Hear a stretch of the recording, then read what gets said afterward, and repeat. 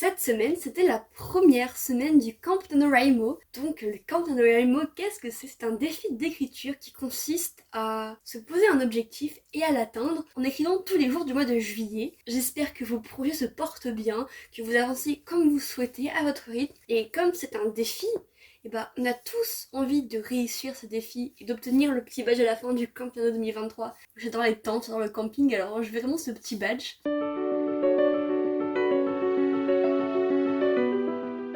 Bonjour à toutes et à tous et bienvenue sur Radio Sorcière. Aujourd'hui, on va parler...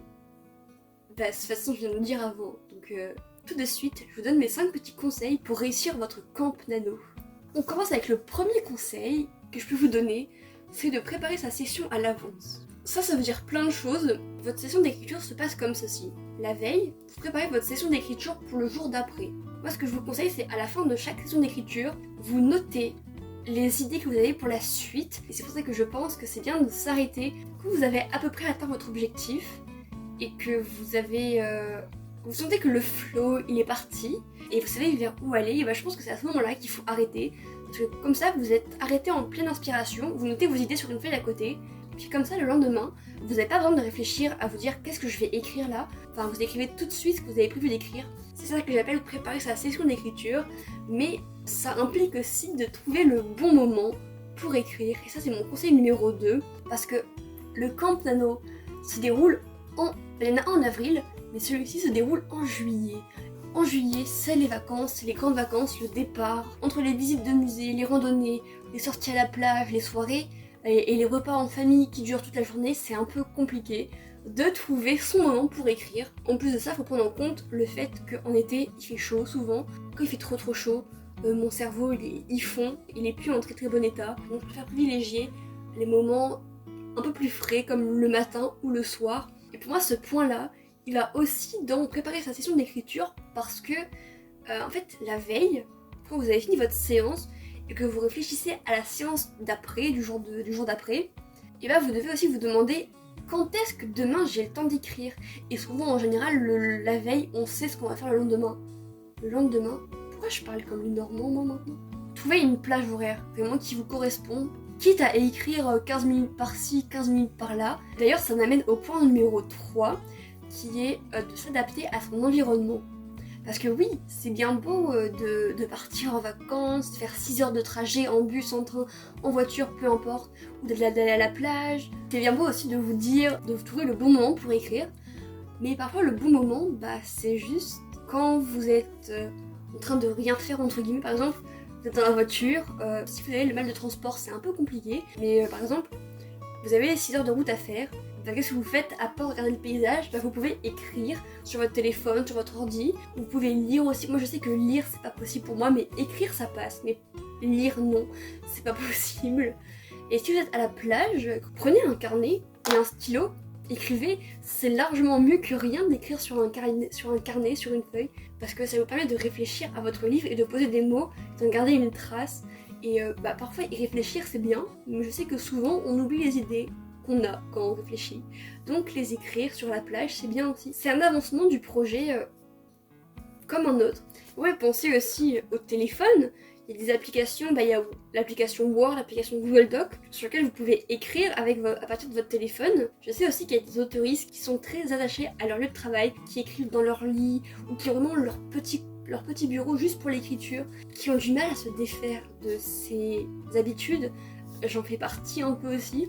Et ce que je peux vous conseiller, c'est de mettre de la musique pour vous plonger dans votre histoire. Si vous écrivez pas avec de la musique, écoutez-la juste avant, et vous allez tout de suite être dans l'ambiance.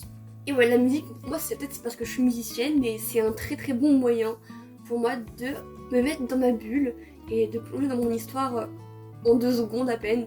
Ça aussi, s'adapter à son environnement, c'est préparer sa session d'écriture, parce qu'on ne se prépare pas de la même façon si on écrit dans la voiture ou si on écrit à son bureau. Aussi, si vous écrivez à la plage, il faut penser à soi. Vraiment, c'est hyper important, parce que quand on écrit, parfois, on est tellement pris dans ce qu'on fait dans notre histoire qu'on peut passer 3 heures sans boire, sans s'hydrater, sans manger, sans aller aux toilettes, sans se protéger. Et quand c'est l'été, qu'on a envie d'écrire dehors, qu'on a envie d'écrire à la plage ou même derrière une fenêtre, on oublie souvent de se protéger. Donc prenez une bouteille d'eau, c'est le moment d'hydratation. prenez une bouteille d'eau, buvez. Ayez toujours une bouteille d'eau avec vous, ou un petit thé, ce genre de choses, que ce soit thé ou tisane, comme le café, ça déshydrate beaucoup. Donc pour une tasse de café, thé ou tisane, il faut boire 2 tasses d'eau.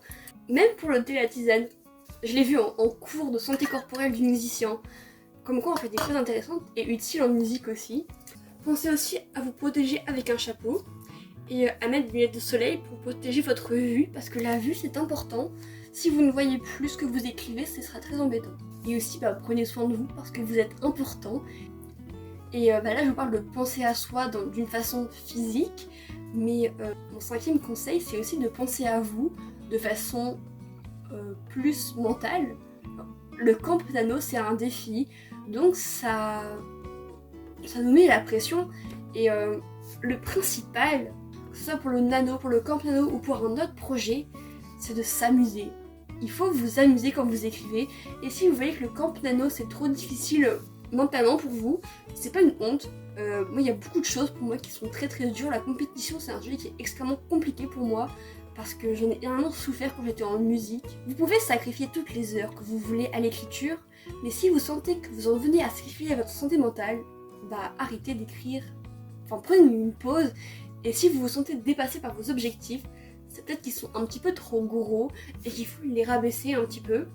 Et même si vous écrivez juste 15 phrases par jour, c'est largement suffisant, parce que votre projet il avance quand même s'il avance à petits pas, il avance, et c'est le principal.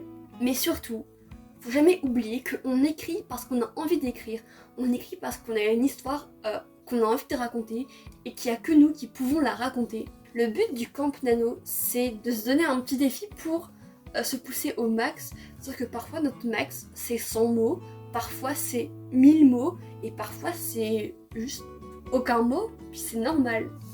Voilà, c'était mon petit pep talk du camp nano.